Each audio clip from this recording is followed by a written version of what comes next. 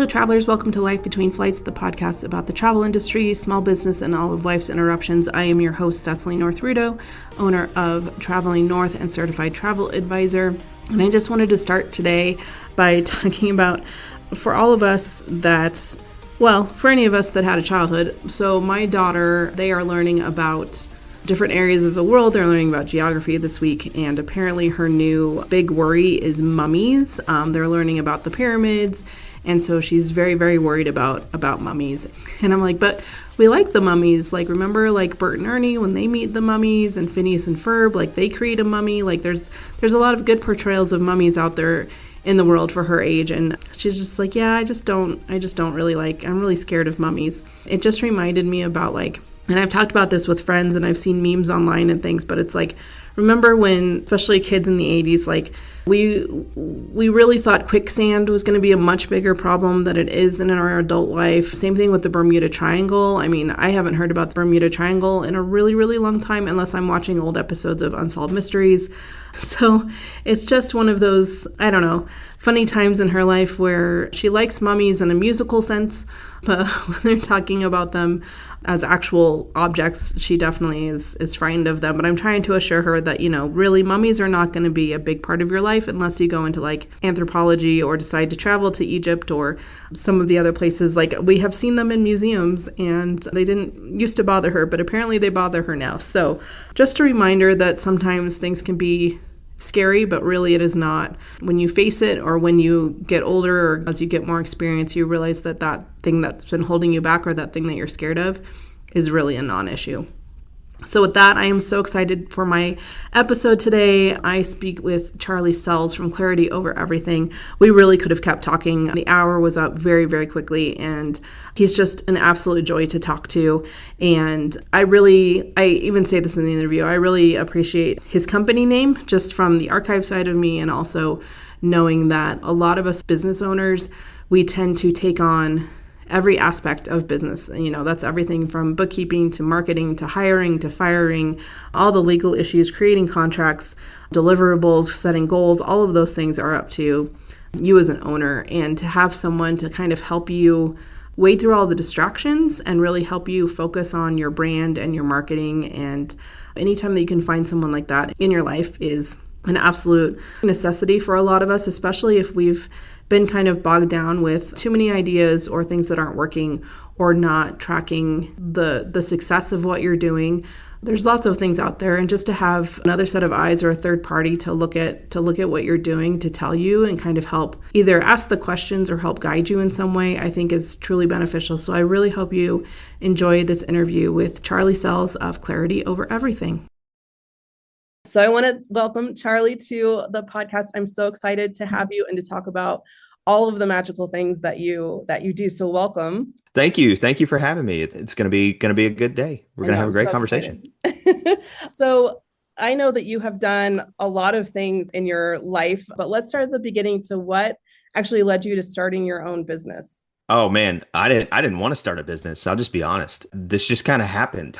So, a very long story short, I went to college for marketing, graduated into a really bad economy, and became a youth pastor for 10 years. And what you find very quickly is that when you were the only person with a business degree on a church staff, you wind up doing all the stuff that nobody wants to do, like websites and newsletters and social media. And so just branding and marketing on a smaller scale to a very concentrated audience for all intents and purposes. And so I don't know, about 10 years ago, a friend of mine who owns a marketing agency in Tennessee, he asked me to start doing some formal marketing content. And so started kind of build a portfolio. And then just a handful of years later, 2 kids, ministry life wasn't really conducive, needed to go do something else for a little bit. So I went and worked for a guy named Dave Ramsey at his company on a couple of his brands, and got a very quick crash course in all things marketing and branding from not just an internal team, but some others. And so shortly after, I worked there for about 4 years, and then joined a small startup agency. And like a lot of startups, it lasted about 9 months and then ran its course. And so I kind of looked up the day that we found we had about a 6-week window where we knew things were going to end. And so I called a friend of mine who's a business coach, and I said, dude, I have no idea what I'm going to do. And he was like, just go do your own thing. And I was like, should I? Okay, maybe Yep. maybe I'll do this. And so what I started out doing was I thought I was just going to be like a one-man content machine. And so signed a lot of clients who needed newsletters and emails and everything. And about 6 months into it, I looked up and went, "Hey, can you guys tell me what I do for you? Just like out of curiosity, how would you describe my services?" None of it was content related. Mhm. All of it was strategy and advisory and branding and marketing and all these things that, I was sort of dabbling in, but hadn't really said I was doing explicitly. And so all of last year, all of 2025 was just kind of shifting and repositioning to say, now I help small businesses avoid committing random acts of marketing and have a strategy that is simple and that they understand. It's not confusing. There's no complexity. And at the end of the day, everybody is clear and aligned and can do more of what they love. I love that. That's definitely sounds similar to a lot of the journeys we've had. It's definitely similar to mine and starting in one path and like, yeah, and then taking, things ending and moving on and all of that stuff. So, yeah, that's awesome. And also it's great to get client feedback like that because that's certainly not something that I've ever asked of my clients before to be like, how would you describe, travel agent is one thing and I think that's pretty generic, but to actually be like, but what actually do you think do I do for you? I think is a whole other conversation. That's fascinating. It's one that I encourage all of my friends to do as well, where, a lot of times we can say I'm a branding agency or I do design or I do copywriting or analytics or whatever it is. But when you can actually hear, and I encourage my clients to do this as well, go ask your customers what problem your product, your service solves. Like go figure out how your customers talk about what you do, because that's the way you should be talking about what you do. That's what should honestly directly inform your branding and your positioning and your marketing strategy is what are your customers actually saying about it? So scary thing to do if you're a solopreneur like I am, because sometimes you don't want to be like, yeah, I have no idea why do I pay you? Like why are you here? They were Mhm. very gracious and they were like, hey, that's actually a really good question. Here's how I've described it to some of the other people that I interact with. And it's fantastic. I mean, some of the feedback that I'm still eating off of, I mean, almost a year and a half later. Yeah. And it's just interesting to have that perspective. And it's also like this podcast is really geared towards newer travel agents and newer business owners that really are still maybe trying to figure out their services or trying to figure out how to market themselves to others. And I think that's a really great way to go about it. Like you said, like just getting it from other people. It's easy to pull some things out of like Google reviews and stuff like that, but to actually proactively reach out to your clients, I think is a great way to go about that. Okay, next question. What is the best tip you have for new business owners? Oh man, please don't feel like you have to have it all figured out today. I heard somebody say, it's probably been a decade or more at this point, but I heard somebody at a conference once say, don't compare your beginning to somebody else's middle or somebody else's end. Mhm. And man, the social media age has provided us with so many good things, so much good information. And we get exposed to everybody's stuff at the same time. And it is so easy for me to look at what other consultants are doing, business coaches, marketers that have higher reach than I do, and me just go, dadgummit, why am I not there yet? But also, they have a very different focus and a very different niche than I do necessarily. I think that's the first thing I tell business owners is really some of the first questions I ask is like, what are you trying to be? Because if you're trying to be the next Top Chef or you're trying to be the next like go pitch your thing on Shark Tank, Mhm. that's an entirely different strategy than what is going to be sustainable long term. Um, Best example I can give you, I worked with a local wine and spirit store here in Tennessee. And as we were going through some of the early conversations, I said, hey, at the end of the day, what's your goal? Like, what do you want to accomplish? Like, if we were to take some of this stuff on and, create a strategy, what would you want it to look like? And he gave the best answer I think I've ever heard a small business owner say. He said, I want to duplicate the in-store experience online as much as possible. Every time they get an email, I want them to get excited because something new has just dropped. Every time they get a text message, I want it to sound like you were talking to a store employee. Every time you see something on social, it should be light and it should look like you're in the store. And I was like, oh, we can work with that all day long. The rest is just going to be tactics and semantics. And I think that a lot of, especially local businesses, because I'm assuming a lot of travel agents, fairly Mhm. local, trying to keep it within the zip code or the city limits or the region. I think there's such a temptation to try to be the viral, the most seen, the highest trafficked or whatever it is. And honestly, like I could give you some examples of like direct mail making a comeback and being very effective for folks, being a sub $10 per lead client in a lot of ways. I mean, there are so many things that you can employ as a small business owner that don't have to be earth shattering. It doesn't have to be overly produced. You don't have to have a marketing engine behind it. At the end of the day, what I tell clients the most is if you can just be consistent, that is the most important thing to being successful. I get caught up in shiny object syndrome just like the next ADD business Yep. owner. I do. Yep. I want to do that thing that somebody said got them, an extra 10 grand a month and Mhm. whatever else. Yep. It's just like who we are as humans. We're like, "Oh, that sounds like fun." And I think small business owners get into that, like the pressure to keep up with AI and trends and go to the conferences and figuring out what's new and innovative. Great things. I'm not going to disparage those things.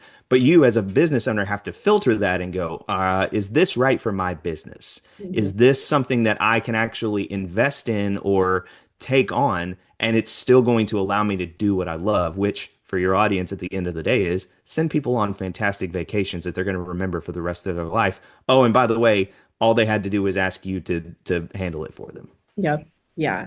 And it's funny, like having these conversations through this podcast. And even before, like when I would be talking to, like within my host agency, we have a thing called 5 Star. I talk a lot about it on the podcast. And it's like this big goal that I thought I would never be able to reach. Well, now I've been able to reach it. And when I talk to other agents, they don't have that same goal. And I'm like, what do you mean? What do you mean that's not your goal? And it Yeah, was just like mind blowing to me that people didn't have the same goals. And and I keep telling people too, this year I've really struggled with even defining a goal for myself and my business because I've kind of hit these levels and I'm like, I don't know what the next thing is. And also shiny yeah, objects of like, okay, we're going to try 70 million different things and see what works and what doesn't. And I'm yeah, also realizing this far in this far along, 12 years later that I'm like, oh, that also does not work. And that's a lot of wasted sure. time and effort and money on all of those things. But yeah, absolutely. I think comparing yourself to others and whatever stage you're in, even if you're 10 years down the line and you're still comparing yourself to everybody else, is definitely a way to just, I don't know. I feel like I'm getting to that point of like, it feels like a waste of time. Like, definitely be looking for inspiration and see what other Yes. people are doing. And if that's something that aligns with what you want, but not to be comparing yourself of like, oh, I'm not hitting these numbers. And it's like, well, your audience is completely different. Your clients are completely different. Yeah. Like, yeah. So I love that. I completely agree with that. What has been your biggest challenge in your business and how have you overcome it, or is it still a challenge? Oh man, there's always a new challenge, isn't there, Cecily? Like Mhm. at the end of the day, I think I could go to sleep and come up with 5 new challenges that I could tackle yesterday and still not make any progress on, while also looking and seeing like, oh, I actually accomplished and overcame several things last year, whatever it was, right? I mean, I think the biggest struggle that I made early on was not protecting myself and my business from a revenue standpoint. And I don't mean that as like if you read books like Profit First and the EOS, Entrepreneur E-Myth, all those books, they're so good. And I read them all and I was like, hey, some of this is going to be helpful to me, right? What I didn't do for myself though was establish like what's my basement? Like what's my minimum going to be? If somebody says, hey, what does it cost to work with you? I was like, it kind of depends, Mhm. on what kind of project you want to do, how long you want to go, but we can find a way to work together. Yep. I mean, you talk about sounding unconfident on a sales call or a discovery call with a client where they can see right through you like, oh, he's just making this up. That's no good. Versus, the decision that I made last year was to just say like flat out, this is what it costs. Take it or leave it. Yep. And you would not believe how many are kind of like, sign me up. That sounds great. Yep. I'm like, okay, cool. Yeah, I could do that. It's a gift to yourself too when you can do that, where you don't feel like you have to compromise or make it up or be so adjustable that it actually hurts you and your business. I think that was number one. I think number two was, and I know I'm going to get some disagreement from some folks in the marketing world because I've said this many times and I'm not going to apologize for it. I intentionally chose not to niche down on anything. I don't just work with one type of client. I don't just work with e-com or retail or leadership or influencers. It's just not my style. I like a variety of industries. I love the challenge of like, how can I translate a win over here to making sure it applies over here? That was a challenge overall, like to answer for clients where they were like, hey, tell me about somebody else in my industry that you have helped. And sometimes I'd be like, I don't have one. You're the very first one. Congratulations, you get to be the guinea pig. Yep. But I've also been able to say, hey, across all of my clients, I have seen between a 30 and 40% newsletter open rate. I can show you those numbers. Or I helped grow this one business by 10% year over year in an industry that was declining by 3. And so it's, when you learn to translate that, it becomes less of a challenge and more of, again, kind of a confidence builder. I feel like I was born on third and thought I hit a triple in some ways because I also have a very deep bench of contractors and folks that are specialists in one particular area that I can call upon at any time and be like, need a logo, need a website, need analytics, need optimization. And they're right there. And I can just either farm that out or, pay them myself through a subcontract. I think that's where a lot of, especially solopreneurs start out where they don't have something like that built in. I was very lucky to have that built in as well. So still working on the sales part of it, which is ironic given my last name. And I know that. Right. I spent most of my life avoiding sales, and now that's like, the majority of what I have to do. That's one of those areas that like I wish I would have leaned in earlier and found a sales coach. And I found one this year that I'm so happy that we got to work together because what I do for my clients, he did for me. It's like if I'm going to practice what I preach, I better have an objective look at like all the stuff that I do. So wish I would have done that about a year earlier, but live and learn. You're making me think of, first of all, the Sells thing. So this is ridiculous, but my grandmother's real estate agent for years, his last name was also Sells, and he leaned into it for his marketing Yes, 100%. And so, and absolutely. yeah, and like my last name is North, so travel, like just, yeah, it just all falls together. So I'm Isn't glad that it, you're finally leaning into it. isn't it great? I worked with somebody a few years ago, just like off the cuff. This wasn't even a client thing. And I heard their last name. I was like, oh, you don't even know the gift that you have. I won't give it away, but she had the word forest in her last name. And as we were going through like potential names and stuff, I was like, you could do like something with the Enchanted Forest because she was like a Disney Universal travel agent. And she was like, oh, I never would have seen that. I'm like, sometimes it just works out like that, right? Mhm. Smiths are, still doing blacksmithing in places, right? People Yep. who are travel agents, pointing north and all the things, right? Yep. Yep. Exactly. And then the other thing that you're talking about, like the revenue thing, like one of the really big controversies amongst travel agents is charging fees. I charge a one-time fee, but it is absolutely because I value my time and my experience and my expertise and my network, just like you do. Hmm. And so being brave enough to have that conversation. And I know that when I'm talking to potential clients, that really is the turning point of either I know that they're going to want to work with me because they know Hmm. that I'm confident in what I do, or they're going to go with someone that doesn't charge fees because all they see is that money thing up front. And I'm Yeah. like, well, maybe we wouldn't have been a good fit anyway if all you're caring Hmm. about is like seeing the dollar sign. So absolutely having that conversation about your business. And it truly is knowing that number, or at least having that as kind of like your basis to how you're going to work with someone. Like it Hmm. truly changed my business when I started charging a fee, and it's very minimal, but and I do look and see what other people are doing, but it really is, just to be like, nope, this is what it is to work with me, and we go from there. And it really is, it saves me so much time, honestly, because I'm Oh not yeah. having to deal with people that are like, Hmm.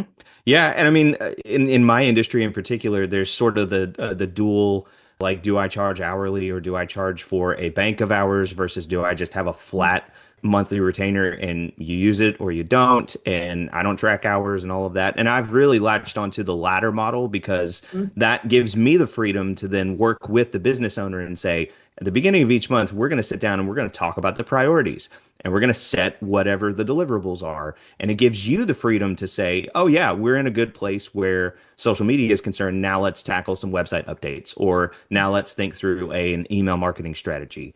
And man, they get to be a part of that process too, which is so much more fun. So, anyways, that's how it translates to my world too. so what is the best advice you've ever received, whether personal or business? I think I'll quote my dad on this one, and I'm just doing this off the cuff. My dad was in radio sales for 30 years. He was on the radio, then went to school, and then got out into the, radio world and worked in that all the way up until Pandora and streaming came online. And then ad dollars just did something very strange. They went to, where everybody was going. And so now he's been in financial planning since then.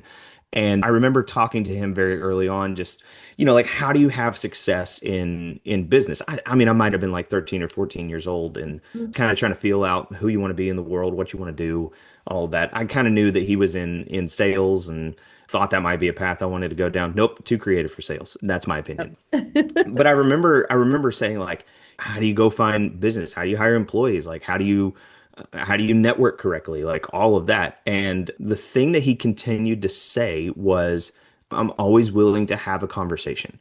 If somebody wants to hire me for another job, I'll have the conversation. 9 times out of 10 doesn't work out, and that's okay. But you never know if that's going to turn into business someday. You have no idea if that person's going to recommend business coming your way, or, if you're going to need their help with refer, like you just never know. And a different version of that I heard when I got into college, and I probably took this a little bit too much to heart just because I'm a mega extrovert, and I was like, "Oh, there's my permission to go do this." Somebody said at like a business meet and greet thing, I was like, "Hey, just so you know, it's not about the grades you make, it's about the hands you shake." And I was like, "Whoa, that'll preach." I like that. And honestly, like, Cecily, that's how I've tried to do business. Like, 90% of my business has all been referral business. Mhm. And I've been very fortunate and very blessed. And I know that's kind of like the gold standard for, like, if you can get nothing but referral business and you don't have to spend a dime on marketing, go for it. But that also gave me a different lens to look at. Like, I didn't have fantastic grades. I'm just gonna be honest. I wasn't gonna be like, I have trouble memorizing facts and, all the stuff. But I can show up and I can have conversations and I can figure out, what somebody needs, and maybe how to either connect them to the right person, or, say, I would love, the opportunity to help you with that. And so, again, Nashville's a big city. I get to be a little bit old school and go to a variety of, like, networking events around here that have every tier, every industry, every demographic that you can imagine. And I've gotten some really good business out of that, where, I'll talk to somebody who's in real estate and they'll be like, "Yeah, that's not for me. However, my neighbor needs blah blah blah." So, I mean, I think that's one of the unsung. And if you're an introvert hearing this, please don't hear that as like you have to be an extrovert or you have to go people more than you want to, because that's not what it's about, right? But, when you show up in some of these spaces, even like digital networking, virtual networking events, I've been a part of several of those over the last several months, and they've been awesome. Number one, it gives me reps and practice for how I talk about what I do. But it's also been how I've gotten booked on some podcasts and how I've gotten a couple of pieces of business. And I'm grateful for those opportunities when I get to have them. But I think part of, half the battle is just showing up and having conversations with people. There's a comedian that I follow named Pete Holmes, and he had a special on Netflix a couple of years ago, and the title was "I'm Not for Everyone." And I was like, if there's not a better way to put what it's like to be in business, specifically like growing a business for yourself, Mhm.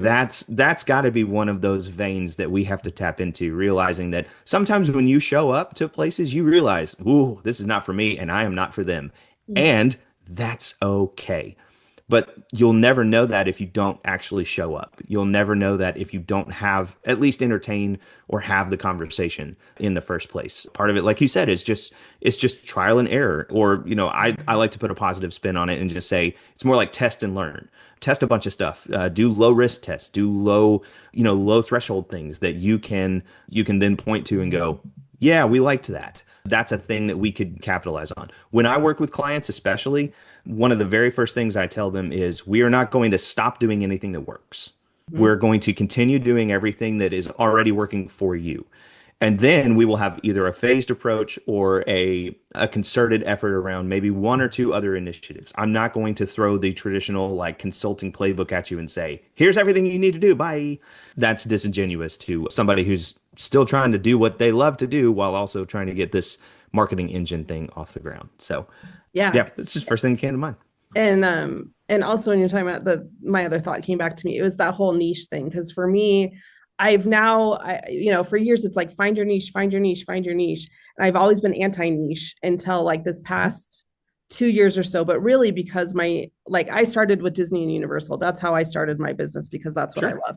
But now I'm like, Disney and Universal is very, very small part of my business. And I do a Hmm. lot of celebration travel. But really what I tell people is that I do highly customized itineraries wherever you want to go. It doesn't It's matter where awesome. you're going. It doesn't matter how you're getting there. I will help you craft that itinerary. And that's my niche. Like, even though it's Yeah. very broad in its product, I'm like, but that's Hmm. really what I do. So yeah, I was very anti niche for a while, and so I was like, but Sure. yeah, and I totally understand. Like, I think it's kind of, yes, there are people that obviously have their passions for whatever, and that's going to be probably the majority of what your business is. But it's okay too if you don't have that, to kind of be open to whatever opportunities come your way. And also along those networking things, I'm a huge proponent of networking, even though I always say I'm an extroverted introvert because I can get over people real quickly. But I am also My very wife's much the same so, way. yeah, like I can, but I also really love going out and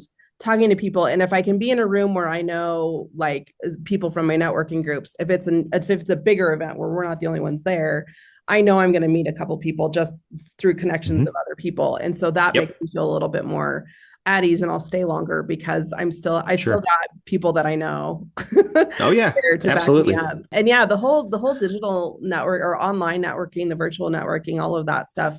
I've done it a little bit. I haven't done a ton of it, but that is absolutely a whole other avenue out there that I haven't Yeah. even talked about on this podcast yet, but now I will. There you go.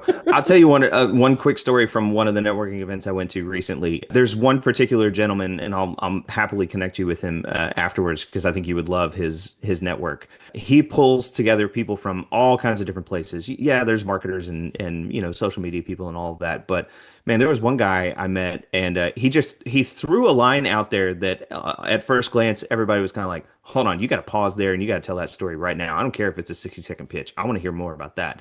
And so I connected with him later and said, "Can you please tell me more about that?" And it turns out that if you remember the movie, Remember the Titans, Mm-hmm. everything that was going on in the city of Alexandria, he was actually working in the PR department for the city. And like that was his first thing. Wow. He's brand new in PR, and this is the first thing he has to deal with. And he was like, "Man, that was so much fun." And I'm like, our definitions of fun may be very different because I couldn't imagine dealing with, racial tension in a city and having to guide public policy and all of that. Mm-hmm. And he was like, "No, I got like total ownership over it as like a brand new PR person." But again, like unless you show up in some of these spaces, you're not going to learn, about people's stories and backgrounds and all of that. And more importantly, like I have no idea if I'm going to work with that guy, but 6 months from now, I might get a call from him and he'll be like, "I got a client that you need to meet or something." Yep. Yep.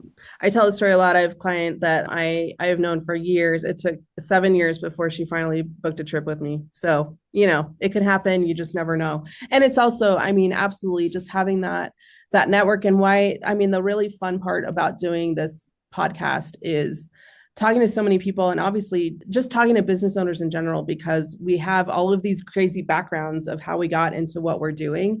And all of that kind of lends itself to these weird networks, and like, hey, I know this person in this very different world than I'm in. And it's really fun to see all those kind of connections. And even on LinkedIn, like we have a mutual connection, which I was like, well, that's crazy. There's just stuff like that where that's been the really, really fun part of doing all of this stuff, is having these conversations and just getting to know people better. And it is like, especially at networking events, like I said, like I find my person. If I know them, I'm going to follow them around, because generally they are much more outgoing and much more willing to like let me follow them around, and they'll introduce me to people. And that's kind of always my Yeah. tip to introverts, of like, find your person that's way more extroverted and you're going to meet a ton of people. But it is like, if you can have that, it's not a pitch, but it's just that something to get people more interested. Yeah, yeah, Yep. I need to work on that. No, you listen, we extroverts need you introverts to pull us back. Like teach us the value of silence and Right. and not peopling. And I mean, I had to do the same thing that you just mentioned, Cecily, where when I show up to some of these new events, I always make sure that I know somebody there that if nothing else, I can just stand beside them all night if I'm just not feeling it or whatever. But I mean, inevitably, like they've got their people, and then I can go find the folks who look completely lost and be like, you look lost and I'm new. Let's talk. Yep. Hey, here we go. So, I think if I were to ever start a podcast, by the way, it would be, from an extrovert's perspective that, everybody's my friend. They just don't know it yet. Yep. And Yep. I mean, that's kind of how I approach networking. I'm like, what's the worst you can say? Like, this isn't for you? Cool. I mean, at the end of the day, I just want to know where you're from and what your family's like and, what kind of music you listen to. Yep. Yep. That's so true. Also, on a random side note, I was picking up dinner the other night and the guy fixing my food, he was like, "Do you like Red Hot Chili Peppers?" And I couldn't tell if he was asking me about the band or the food. I was like Mm. very confused because he was like high schooler. And I was just like, I'm very confused by this question right now. And I was like, yeah. And he's like, "What's your favorite album?" And I was like, I haven't listened to them in so long. Like, I don't know. And I was like, I'm like, I have no idea. It's been a while. And he's like since high school. And I was like, oh, Come on, bro. They're still around. They still make I'm music. They like, still tour. yeah. But it was just such a off, like, it was such a weird interaction. As a millennial, I feel like that's very ageist for Gen Z and Alpha to just like pinpoint and be like, do you know this obscure Yep. 90s band? I'm like, heck yes, I do. I listened to their debut on the radio, which Yep. you don't even know what Yeah. that is On the anymore. radio for Yeah. sure. We had to Yeah. we had to listen at 5 o'clock on a Tuesday to hear the new Red Hot Chili Peppers Yep. And song. recording it on my tape deck. Uh-huh. And then I had to wait for another 6 weeks for the album to come out and go to Mhm. a brick and mortar store like Media Play or Best Buy to get Oh, it. Media Play. Media Play Ugh, was my jam. mine too. That was our before Best Buy took over the world. We Yep. had a Media Play, and I was like, I'll be there. Yep. Believe me, I'll be there. Yep. Spent way too many hours at Media Play. Oh my gosh, that's hilarious. Okay. And then I know that you wanted to highlight Clarity and Alignment 30-day sprint, which sounds Yeah. very intimidating. So talk to me about that. Oh, it's not. It's awesome. I promise. Okay, so what I realized working on, and I've actually been doing this since I launched out. I just haven't highlighted it a lot until the last several months. So what I discovered, Cecily, was there's a version of consulting and advisory work. You can call it fractional, you can just call it, traditional consulting, whatever you want. And a lot of what I saw was we come in, we have a framework or a playbook, we run you through how to do it, and then we leave you to it, which is essentially a different way of saying like, hey, we're gonna leave you with this map. Good luck crossing the swamp. See you later. And there's just nothing helpful in that. Now, I won't say there's nothing helpful in that. There's probably some things that are helpful in that. When I lock arms with a small business owner, what we're doing is we're creating that together.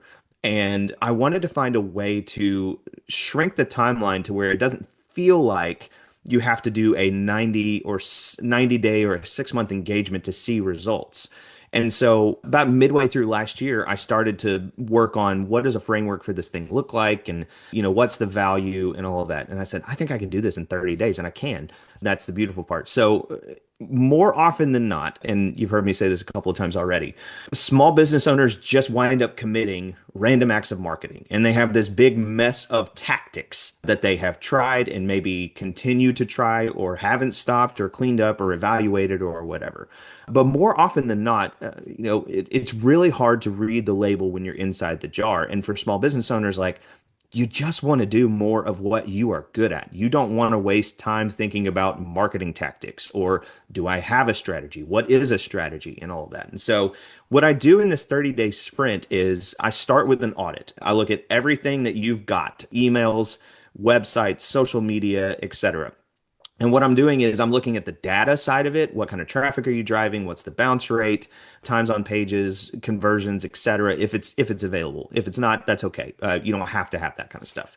And then what I do is I look for gaps that exist. Where are the inconsistencies? Where are the places that you might be missing the mark? And what are the opportunities that are in front of you? Part of that process too is a small business owner saying, here are my top three competitors. Here's who I want to be. Here are some things that inspire me. This is what I've always wanted to tackle, but I haven't had time for, et cetera. And so then that takes, roughly, 3 to 7 days, something like that.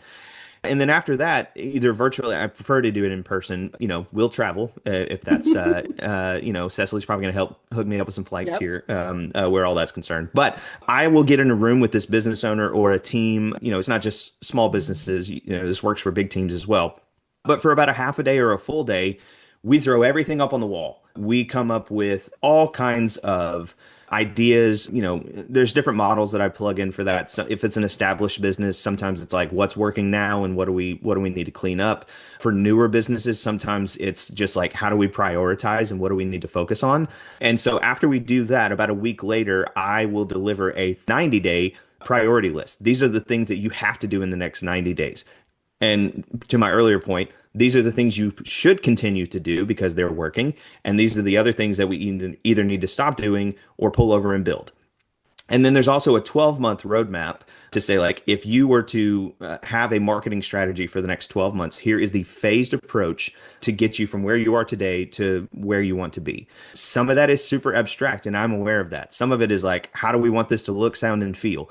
Some of it is not going to ROI very, very quickly, especially if you get into the content marketing game, where it takes a little while for the robots to crawl your site and, figure out what kind of, schema and all of that you have.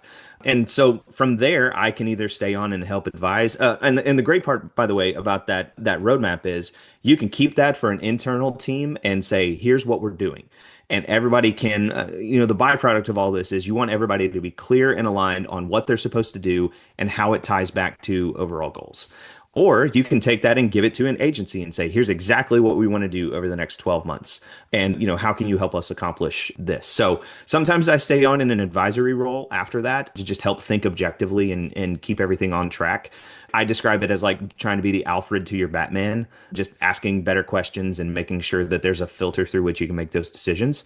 And sometimes it is like we got to get in the weeds and like you're a solo business owner and I'm a solopreneur and you just need somebody to help you do the stuff. I have several clients like that right now where I'm just doing it all for them because they got nobody else. And I'm more than happy to step in and say, let's make sure this strategy gets realized. So we do all of that in 30 days. And by the end of it, my goal, my mission, if you will, as a small business owner in the work that I do, my goal is to free a small business owner or a leader up to do more of what they're good at. I'm working with a restaurant owner right now who makes some of the greatest food that you could ever taste. She wants nothing to do with emails or websites or online ordering or social media, right?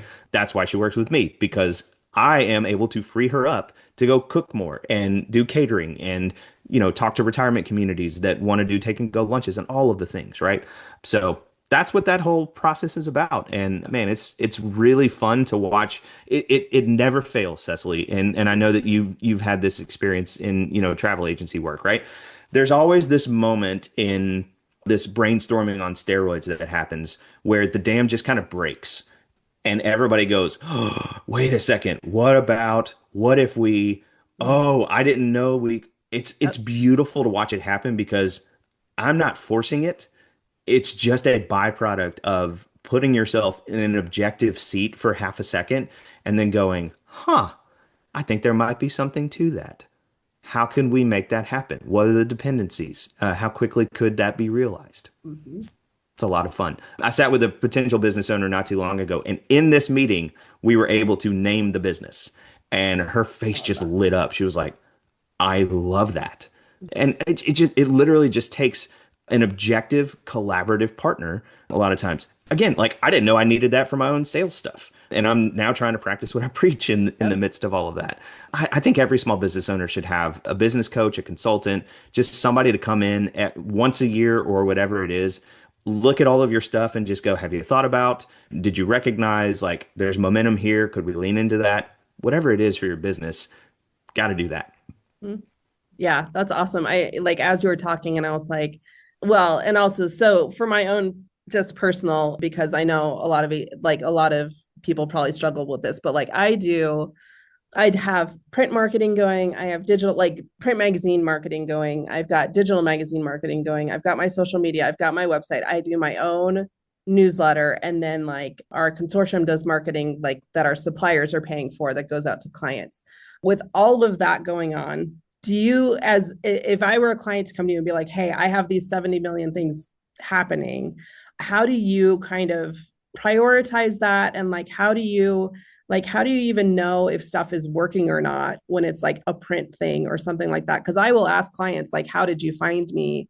And Mhm. I will list specifically like, hey, did you find me through this magazine or this thing online or whatever? So I can kind of get to know like how people are finding me, but that Mhm. really isn't showing the reach and the impressions and all of that stuff. So how do you kind of, I don't know, control all of that or figure all of that stuff out? Yeah, and that's a great question. Some of it would have to just be in concert with the bookkeeper to say like, can we actually get a ballpark estimate of we spent this and we brought in this, or putting aside repeat business and looking at marketing spend versus new business. This was the investment that we made, and this is the ROI on it. It's really easy to do in the digital space these days, thankfully, because depending on what your goal is, if you were running meta ads, for example, and you're looking at reach and impressions and brand awareness, well, we can not only tie that to how many people it reached, but you can tie that to web traffic. And so you can see effectiveness. I think and you're in a very relational business too, because I mean, just like I am, where, if somebody came to my website, it's because they really tried to find it. I am not pumping ads to it. I'm not publicizing it everywhere and all the things. Or I gave them a business card and they, happen to find it that way. Mhm. When I audit a business like that, I'm looking at every single tactic that you have going on at the moment.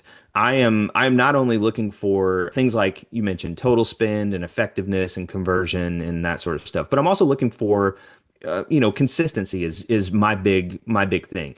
Is everything consistent across this? And I think this is where a lot of small business owners really struggle. I just had a conversation with a friend of mine the other day, and I said, "Do you remember what the conventional marketing wisdom was about the number of touch points a customer has to have before they remember you or your brand or your campaign?" And he kind of scratched his head for a second and went, no, I don't. I said, "It's 20." We put so much pressure on ourselves as small business owners to think this is the thing, this is the silver bullet. I can't tell you, Cecily, how many clients of mine will come to me and say, "This is the thing that I have to do." And I'll go, "Okay, tell me more about that." Like, "Well, everybody else is doing it." Red flag number one. And Mhm. I'll be like, "Well, I just know I need to." Okay, well, maybe that's what do you want to see Yep. happen is usually my first question after that. And 9 times out of 10, what I'm looking for is what happens after that. So Mhm. what happens after they receive that flyer? What happens after they see that social media post?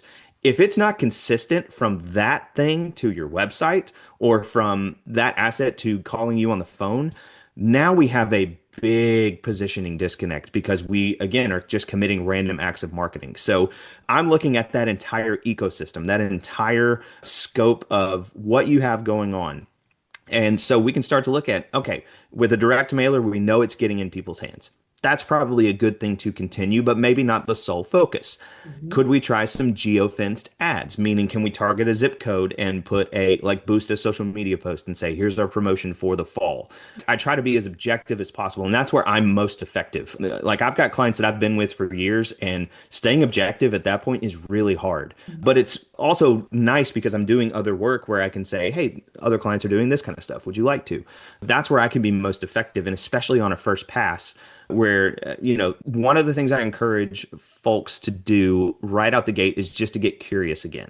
Because when I talk about clarity in your business, I do not mean certainty. In Mhm. fact, that's one of the first myths I talk about is like, if you are so certain about something in your business, that's a problem Mhm. because now you have a very narrow lens and you've got blinders on thinking this is the only way to do it. Now, that very well may be true because one of the things about working with somebody like me is like at worst, you're just going to get confirmation that everything that you're doing is working. Cool. Mhm. Great. You're on the right path. Keep doing it. It never works out that way. There's always new opportunities. There's always gaps to be filled. There's always something to fix. So, when you can get curious about your stuff again, that's where you start to see a little bit wider and maybe out your periphery from a 40,000 foot view. Here are some of the things that I could be doing. And I think that's where a lot of business owners just get trapped. They Mhm. get stuck. Like there's a tension between like, I want to do all of these great marketing things and get in front of new customers and create brand new offers and promotions and all of that. But at the same time, I got a business to run and I got employees to have one-on-ones with and I've got bills to pay and I've got all of these things that just kind of stack up, right? One of my favorite clients I'd ever worked with, and this is a very small example, came to me with exactly what we were talking about. I feel like I got to do this one thing. And over the course of discovering, I realized that they were on four very disconnected systems and platforms. And I said, if you brought that down to two, you could do everything that you want to do. Most of it would be automated, and you would be thrilled to send people to your website because it will have everything and act as a central hub. And I mean, sure enough, that's what it. More confident, more excited about going and writing the next book or doing the next speaking thing or getting on podcasts and all of that. There's just this freedom that comes with having confidence and having a simple strategy that you understand, right? We again are not pumping ads. We're not trying to create a whole bunch of random stuff. Could be doing social media. It doesn't really matter because now that business owner knows where customers are going. They know what kind of experience they are going to get. And if you have the right kind of feedback loops built in, you'll also know when something doesn't work because something will feel off or revenue will start to dip and you'll go, oh, we got to fix something. Yep. But we only have a few things that we have to check now rather than 70. That's great. Thank you for that. I have another question for you before we get into the fun travel stuff. So I see on your website that you do weddings. I do. Talk to me about that. I do weddings for just kind of random. It feels all over the place. So because I was a pastor for 10 years, I had lots of students who eventually were going to need weddings, and I've been privileged and honored to do some of those. But when I worked at Ramsey Solutions, I met somebody who was doing wedding planning as a side hustle. Mm-hmm. And she found out that I was still an ordained minister and said, can I put you on my vendor list? Because sometimes people do a destination wedding in Nashville Yep. or they just don't have anybody locally. Yep. And I was like, yeah, sure. Yeah, why not? I went up doing like two or three a year just from her. Plus, friends of friends who know I do weddings and stuff. Man, it is so much fun. Yeah, I It love really that. is. And I know you and I have sat through enough boring weddings to where I make sure they are not boring. Even in a black tie, formal, official setting, people are going to laugh. People are probably going to cry at your story, and you're probably going to cry at your vows and all of that. So, man, it is a lot of fun. It really is. And I mean, I'm not getting rich off of it. I'm not trying to actively grow that into I'm gone every weekend or anything like that, but it's just fun. It's fun to do. Yeah. It's fun to help couples celebrate. And anytime that it's somebody I don't know, I always send them a photo of me dressed up as in my suit and all of that. And I'm like, hey, just make sure this is the face you want in the background of all your photos. Right? Before you, Yep. before you say yes, like you're gonna be stuck with this. Okay. It's gonna be on your wall. Like Yep. this is Maybe what you're everywhere. committing to this too. Okay. Not just to each other. You're committing to this. Yeah, I have a photographer here in town and she does elopements, but she goes all over the country and does that. So anytime that I see people that are kind of doing that as a thing, and weddings are always fun anyway. So I love that. Oh yeah. That's so much fun. Okay, so let's talk about fun travel stuff. Go for it. So how does travel inspire or reset you as a business owner, as a leader, as a creator? I wish I did more of it, which is half of the reason why I went into business for myself. And we've got kids, who are still elementary aged and, we're trying to take them to different places. One of the things that we discovered very early on, I guess, in parenting was, we wanted to have some kind of rite of passage event. And I cannot for the life of me remember who suggested this, but when our kids turn 10, they get to determine where they want to go. And so my oldest, a couple of summers ago, we were like, hey, 10th birthday's coming up. Tell us where you want to go. And he said, Bahamas. We were like, okay, can we do a cruise? Because that way we can move around a little bit and save a little bit of money. He was like, yes. And man, it was a hard trip for a variety of reasons, but we had so much fun as a family, like going and doing something different. They'd never been out of the country before. Mhm. And, they're swimming with sea turtles in this little cove and just having a blast. My wife and I try to take a trip every year if we can. She's a teacher, so like summers are kind of the only window that we have outside of like spring and fall break. But, I really haven't been to a ton of like just exotic places. Like my family is very traditional. Like we have the one vacation with at the same condo in the same beach in the same city, and it's the same week every single year. Yep. And that's great. Like to me, that's one of the best ways to unwind and unplug because you're not just inundated with all the new stuff and all of that. Mhm. But then at the same time, you can't expand your worldview unless you go somewhere new or do something different or just like, hey, let's see what happens today. So, we're trying to do a little bit more of that. I did get to go to Europe right after I graduated high school. I did like one of those student trips. It was like 4 days in Italy and 4 days in Greece. And I still look back very fondly on that because now seeing pictures of it and thinking about how much that area of the world has changed since I've been there, I can only imagine how people feel when they've, do that all the time. So my father-in-law is also a travel agent, so he has been gracious enough to, help us set up some vacations in the past and really just kind of be a filter. But, he's been a great resource to say like, oh, you've been to this, here's something that's similar but different, or this is a promotion that's going on that might want to take advantage of. So I know for me, like I have a group of friends that we go camping twice a year, and it's usually somewhere around Middle Tennessee because we all have kids, and we're trying to do that. But we made a commitment, maybe our third or fourth trip, like, hey, let's always try to go somewhere different.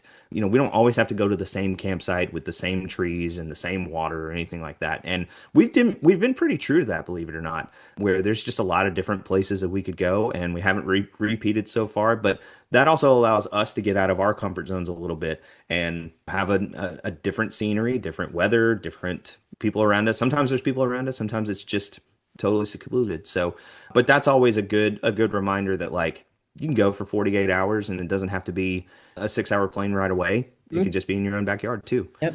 Yeah. Yeah, that's what I tell a lot of people. I'm like, I do, because I do a lot of just like weekend getaway things, especially here in Colorado. It's easy, but like working with me doesn't mean it has to be, a 6 week trip across Europe. Like it can be literally a night somewhere. Like that's enough of a getaway for Hmm. some people. Even for me, I'm like, if Yeah. you give me one night in a hotel, I'm happy. And yeah, I've got a 4.5-year-old. And so yeah, now we're getting into the years of school and trying to coordinate around summer breaks and all of that Oh stuff. yeah. And Yeah. um, It's a whole different level of logistics. yeah, yeah. And it's like, and I've always been able to, like even in my full-time job, like I've got PTO and all of that stuff. My husband was a travel nurse for 20 years, so he literally traveled all over the country. And so it's really hard to now be like, oh, we've got a 2 week window where we can go figure Hmm. out what we're going to go do. And so, and then like Sure. we do try to do, my parents are huge Disney fans. And so we do end up Hmm. doing Disney like every other year. And like we got married at Universal in Orlando. So it's Oh, fun to go back cool. there. But yeah, it's definitely now the logistics are changing. And so it's also easier to appreciate it when we do have that time away because it's like, okay, this is our window and we're going to take advantage of it because we don't have a choice. And I also agree, like my kiddo's already pretty spoiled when it comes to travel, like getting to go to Disney so often. But I'm also the same way. Like when she, yeah, probably at 10, I'll be like, okay. And her birthday's in the summer. So I'll be Hmm. like, okay, where are we going this year? Like, throw a dart at the map and figure it out. And I love Yeah. that. Why not? Has travel ever changed something about the way you lead or create or the way you work? Oh yeah. I mean, there's something great about going to a place. And I mean, I wouldn't say like I'm the most like, damn the torpedoes, full speed ahead, kind of traveler because I do like to know where we're going and what we're driving by and, have a minute to kind of look around and soak it all in, right? But I also love, I mean, I personally love kind of showing up to a place and then asking the locals, like, where should I go? What should I do? Forget the tourist traps. Where's the real coffee shop? Where's the real pub? Where's the like, dirt on your teeth local flavor that other people would miss? And, having that kind of open hand honestly kind of allows you to enjoy it a little bit more because now there's adventure built into it. It's not just you went somewhere new, now there's something unknown that you get to explore. I think when it comes to creativity, we have, again, technology wise, we have we have a computer in our pockets now where you can pull up any photo anytime and be like, what year did that happen? Where did we Mhm. go? And, share it instantly. And, there's something really great about that. My mom was great about documenting our lives, like the number of photo albums that she has that I'll inherit one day and remember what it was like to be a 6 year old at Chuck E. Cheese, is pretty outstanding. And now that we have that transportable and mobile capacity, it's easier, especially with AI, to be like, where was that photo of that mountain that I climbed that one time? And it'll pull it right up. it almost helps things stay top of mind for me a little bit more where, I don't necessarily have to scroll through a social feed and go back 7 or 8 years to remember that thing that inspired me. I got bookmarks for that, right? I know with travel especially, and me being an extrovert too, like it's very easy to, start a conversation with somebody and be like, "Tell me how long you've been here," all of that. That's where I get a lot of inspiration, a lot of creativity. And I know this is going to sound really antithetical, but whenever I go to the DMV, which nobody wants to do, I always make sure that somebody has a great time. I make sure that they come out of there knowing like it didn't have to be miserable for an hour and a half. Like you can just talk to the person next to you and find some commonalities and laugh about the person who definitely dressed up for their DMV picture, Mhm. even though it's just from here down. Yep. Yeah, I mean, from a creativity standpoint, I think it just gives me a different avenue to, kind of not test things out, but put them out into the world and say, like, if I told somebody randomly what I do, would it resonate? Mhm. Or if I'm sitting here looking at the Grand Canyon or whatever it is, how does that inspire a marketing strategy or something like that? Questions that I can't answer. And I think the more that we do that, like, gosh, we live in vacuums and bubbles and everything else these days. Just stinking drive and go 3 hours away for a Saturday and see what happens. Something small like that. Even my oldest son plays travel baseball, and we've gotten to go to some of these little bitty towns here in Tennessee to play baseball before. And like some of the best food I've ever had is in this nothing town where it's like mostly Amish people. And I was like, never would have known this existed had we not gone. And he remembers that trip too because not only the concession food was good, but you look out the window and you see a horse and buggy and go, what's Yep. going on with that? You know? Yeah, it definitely helps me stay sharper and tell better stories because especially on behalf of I'll give you a great example of this. I got invited to speak at a shed expo last year. The shed industry is huge if you don't know. And there are very different paths that you can take to own or rent to own or build and manufacture or prefab, whatever it is, right? Mhm.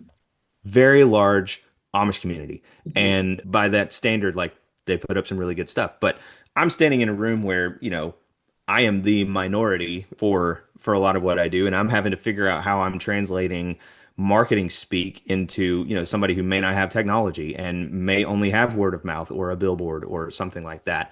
And, until you get out and you're able to kind of stretch yourself and put yourself really in somebody else's shoes, you're just going to continue to rinse and repeat and Mhm. maybe have a very narrow view of life and your work and everything else. Yeah. If you could take your team, your clients, or your community on a dream retreat, where would you go and why?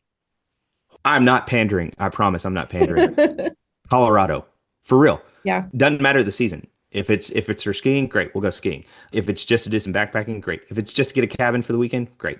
That's one of those places that just has so much to offer. I mean, there's places where you can be totally secluded or be right in the middle of the action, either one. But that's when I designed the clarity and alignment retreat. It's gonna be in Colorado, I Yeah. think. Yeah. Even for the people that live here, I've had several people have the same answer. So you're not alone. What travel experience has taught you the most about work-life balance? Oh, I went last year. I went down to do a messaging sprint with a client, and while I was in the airport, I convinced myself that I was going to get a whole bunch of work done on behalf of other clients, and I did not. My brain was all in like preparing for tomorrow, getting ready, like all the logistics and all of that. Mhm. And I had to give myself a little bit of a pass there, believe it or not, because I didn't just want to be a workaholic and I didn't want to feel all of this pressure. Like I wanted to be along for the ride for a little bit of it and transparently give this client my full and undivided attention for 48 hours because that's what they needed. So, yeah, I came back to a mountain of work. That's okay. It still got done. My clients were still happy. But that reminded me that like there is something about like being where you're planted or just having a singular focus, if you want to call it that, and letting that be okay. I think so many times we don't give ourselves the freedom to say no in order to prioritize and say yes to the right things. And that was just a great reminder that like sometimes you got to compartmentalize and sometimes you got to say, I will get to that later and that's okay because we'll still come in under budget and under deadline. Yep, 100%. Yeah, like it's really hard for me to put the phone down and like not be checking email or like, and especially when clients are traveling, then I'm like super, like anxious about if something's going to go wrong. But the only time that I can really like get away is on a cruise ship. Yeah. I'm like, Yeah. yep. It's like they can't reach me when I'm in the ocean. So, That's right. Get on a small floating city where internet costs $50 a day and yeah, be like, nah, exactly. that wasn't in the budget. Sorry, guys. Yep, exactly. Like, nope, I don't have a phone. Sorry. Okay. And then last question, if money, time, and logistics were not an issue, what's your dream trip? I would want to do some combination of Australia, like Vietnam, like that side of the world, Mhm. because like number one, I like the thought of getting on a plane for 12 hours. It's not really my cup of tea, but I would do it, if there were, multi legs and all of that kind of stuff. But I'm so fascinated by those cultures because they are so different than everything that I've grown up with and known and experienced in my life. And I just think that'd be great to maybe just kind of create a multi leg, like do Oceania and Asia and some of those cultures. And I'm also not afraid to just do like quick hits, spend a day in this country, go to the next one, spend a day in this country, go to the next one, like knock out 20 in 20 days. That sounds like fun. Right. I think that's what I would do. I think I would just say, hey, blank check, plan it for me. Cecily's going to plan it for me, Yep. and we're going to make it happen. There. Yeah. I had clients do Australia last year. They did a liveaboard on the Great Barrier Reef and did a lot of diving while they were there. And Cool. that sounds terrible to me, but I'm like, but I know that that's like a once in a lifetime kind of Hmm. experience. And so I definitely want to do Australia and New Zealand. And then I definitely want to go Japan and Asia and like want to do a river cruise over there and all of those things. But it's funny, like I asked that question because everyone's answers have been so different so far. And usually it's something completely opposite of what I want to, like anybody that wants to go Yeah. somewhere cold. And I'm like, no, thank you. But yeah, Yeah. it's just a fun question to kind of see what I don't know. I think it tells a lot about people about where they still want to go that they haven't got to or what they love the most. So, Yeah. anything else that you want to highlight, talk about? You can always find me on LinkedIn. If you want to connect there, you can go to clarityovereverything.com, read more about some of the other services I offer. I think this is the most effective way to get a great brand and marketing strategy that you understand. But there are lots of other ways that we could potentially work together on projects and everything else. So, I have to say, I love your business name because, my other life is an archivist. And so we do I always say that I'm just a glorified list maker, really, because we just get boxes of stuff and we have to organize it and figure it yeah. out. Yeah, when I was going through your website and everything, and like just even thinking about it on my drive over to the recording studio today, and I was just like, I just love that because it really speaks to me just in my own life, but absolutely is obviously what you do and what you're doing for your clients. So I think it's brilliant. Oh, thank you. Appreciate that. Well, thank you so much, Charlie, for joining me today and sharing Yeah. all that you had. This has been a wonderful conversation, and all of your stuff will be linked in the show notes. So definitely check out Clarity Over Everything, especially if you're needing help with anything marketing, branding, figuring out what you're doing with your business. And like you said, I think a big thing for small business owners in general is like taking that load off of things that you need to be focusing on your business. And there's someone that can help you do all of Mhm. these other things. So thank you so, so much. Yeah. Thank you for having me. I appreciate it. I hope you all enjoyed my interview with Charlie Sells of Clarity Over Everything. Like I said, it truly was an enjoyable time to speak with him, and he has such an incredible background and also obviously a passion for what he does.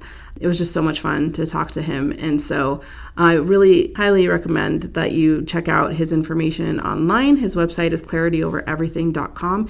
He also does have a free PDF download to help you find kind of some hidden costs that may be ruining your brand. It's a very, very simple form to fill out, and it's just kind of a nice little tool to use to help figure out where to go next with your business. So we are going to continue to have more conversations like these and be continuing to talk to business owners, also with, connecting with travel advisors and suppliers and just other travel topics and things like that. It's been so much fun to put all of these interviews together and talk to people that aren't necessarily in the travel industry, but definitely support small businesses regardless of what your business is. That's truly the goal of this podcast, is to help everyone, regardless of if you're in the travel industry or not. But for anybody that is having to try to do this all on your own and you need a little bit of help, there are people out there that can do that for you. So with that, I hope you all have a wonderful weekend coming up and safe travels, and may your luggage follow you wherever you go.